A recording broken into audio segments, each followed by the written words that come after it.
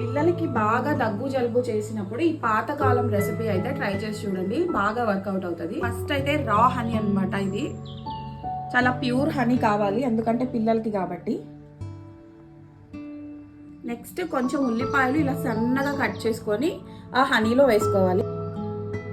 ఇలా సన్నగా కోసుకున్న లెమన్స్ అన్నమాట.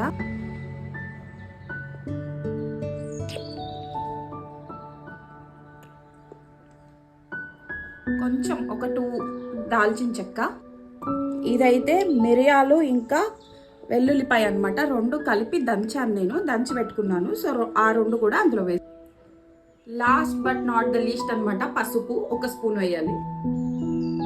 ఇవన్నీ వేసాక బాగా మిక్స్ చేసేయండి, షేక్ చేసేయండి బాటిల్ని. ఇదైతే గ్లాస్ జార్లోనే చేసుకో, ఫ్రిడ్జ్లో స్టోర్ చేసుకుంటే ఒక 2 మంత్స్ వరకు ఉంటుంది.